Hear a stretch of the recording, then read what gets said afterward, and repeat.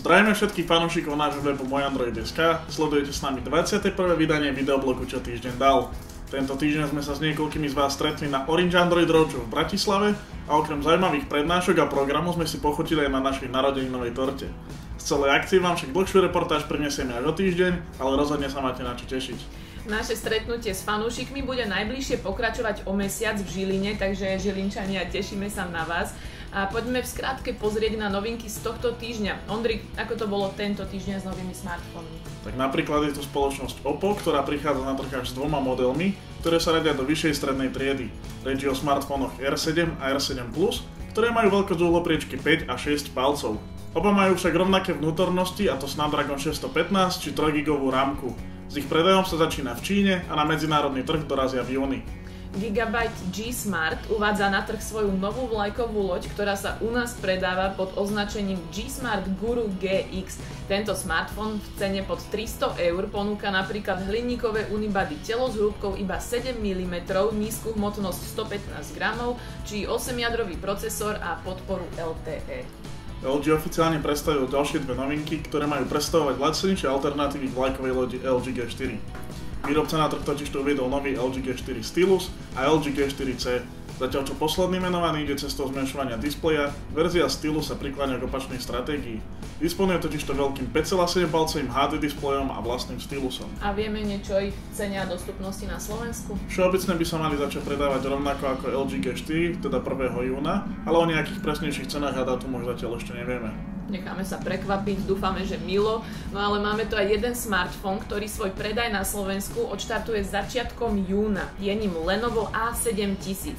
Ten je ako prvý smartfón na svete vybavený technológiou Dolby Atmos. Tá vám navodí pocit, že zvuk a obraz doslova plynú okolo vás. Okrem toho je tu batéria s kapacitou 2900 mAh, no a jeho cena je okolo 200 €. A poďme sa pozrieť na smartfóny, ktoré už majú aktualizáciu na nový Android Lollipop na spadnutie. Niečo sa tu našlo, tak napríklad nemecké zastúpenie spoločnosti Samsung potvrdilo to, na čo viacerí z vás čakali. Samsung Galaxy S5 mini dostane aktualizáciu na Android 5.0 Lollipop. Tá má prísť v druhej polovici tohto roka, takže sa na to môžete tešiť. No a poď teraz tieri. Naši čitatelia nás v posledných dňoch informujú o tom, že minuloročný model LG G3S získava aktualizáciu na Android 5.02 Lollipop. Tá prichádza vo forme OTA aktualizácie a prináša so sebou nový dizajn a funkcie zariadenia. Stiahnuť si ju môžete v centre aktualizácií, prípadne počkajte, kým vám zariadenie neponúkne aktualizáciu priamo v notifikačnej lište.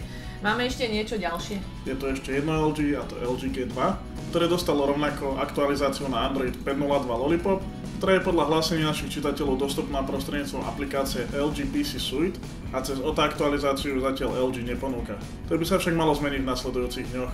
Ja dodám, že o aktualizáciách získate bližšie informácie na našom webe aktualizácie.mojandroid.sk, kde si podľa názvu zariadenia vyhľadáte novinky o aktualizáciách.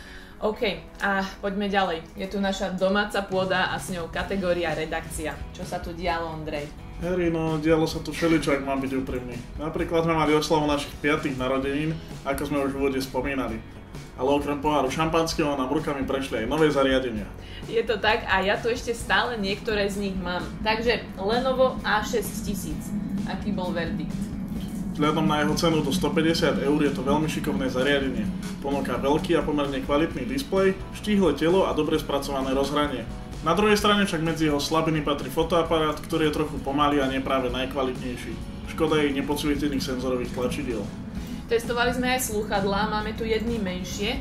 Ide o Creative Arvana In-Ear 2 Plus. Slúchadlá sú cielené na náročnejšieho koncového zákazníka a tomu zodpovedá aj cena, ktorá sa pohybuje na úrovni asi 100 €. Za ne získate ale výborne vyvážene hrajúce slúchadlá, ktoré ponúkajú dobrý výkon a odhlučnenie. Ondrej, a ty si testoval už dávnejšie ešte jedny slúchadlá od Creative. Je to tak, išlo o Creative Sound Blaster Jam. A ako to dopadlo? Ja si myslím, že sú jednými z najlepších bezdrôtových slúchadiel, ktoré si môžete kúpiť za 50 €. Páči sa mi ľahká konštrukcia, výborná výdrž batérie aj kvalita zvuku. Ak teda hľadáte prenosné sluchadlá na dlhé počúvania za priaznivú cenu, myslím, že ste ich našli. Tak to bola taká nepriama reklama v Landrichovom podaní. Harry, aká reklama? Povedz mi, s čím si tu ty behala na ruke týždeň?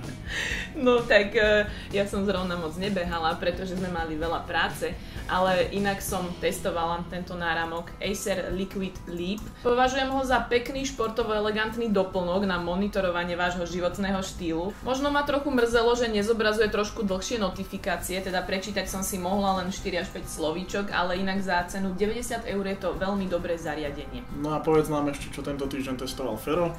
Fero testoval Sony a povedz nám o nej niečo ty. Tak je to Sony Xperia M4 Aqua a je výnimočná svojou unibody konštrukciou, ktorá je navyše odolná aj voči vode a prachu. Okrem toho vás však nesklame ani výdržou, kvalitným displejom, či samotným operačným systémom a jeho nadstavbou.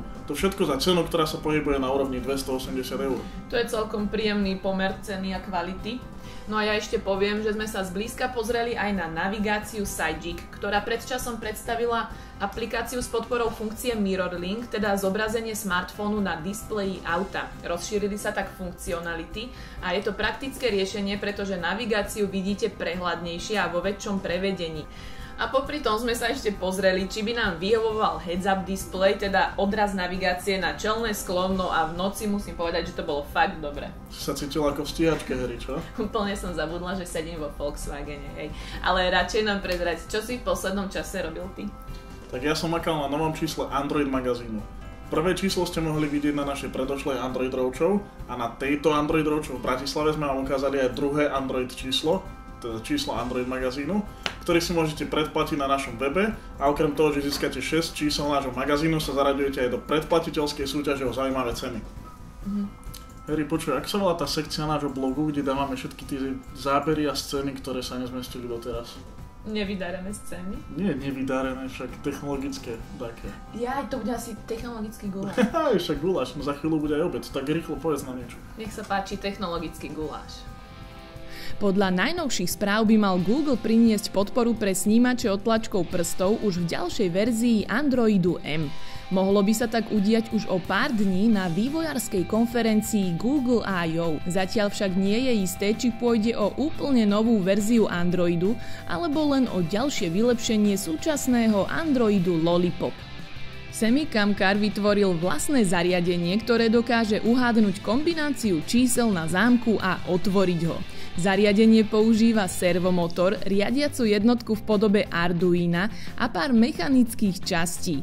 Hoci takýto typ zámku sa dá otvoriť aj násilne kladivom či pílou, ide o zaujímavý spôsob, ako ho rýchlo a najmä nenápadne otvoriť.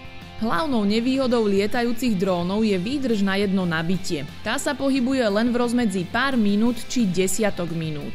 S riešením prichádza spoločnosť Horizon Unmanned Systems, ktorá predstavila Hikopter dron. Ten beží na ľahkom vodíkovom palive. Vďaka nemu môže dron so záťažou 1 kg lietať asi 2,5 hodiny. Ty, Ondrej, ale to bol riadny guláš. Veríme, že vás tieto technologické novinky poriadne nasýtili. A teraz nám neostáva už nič iné, ako sa s vami rozlúčiť. Vidíme sa spolu opäť o týždeň. A nezabudnite sa prihlásiť na odber nášho YouTube kanálu. Čaute. Lebo, hej, Cože? koľko to má strán? No teraz to má veľa. Cože? Ale oficiálne to malo 3 strany, prestaň. Cože?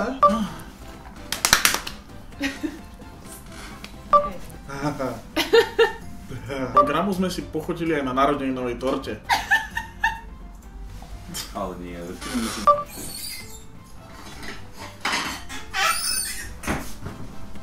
Čo robíš, Mišo, poď? čakám. Sa musím dať raňajky, nepredsa. Alebo vieš čo, urob si rýchlo aj kávu, jak chceš. Fakt, lebo budeš čakať ešte tak pol hodinu aspoň, vieš? Koľko? Tak ja neviem, tak pozrieť. Ešte máme tu jeden nám ja som nevedela čo. A okrem poháru šampanského nám rukami prešlo aj Takže YouTube kanál, hej, a ja mám. No troška.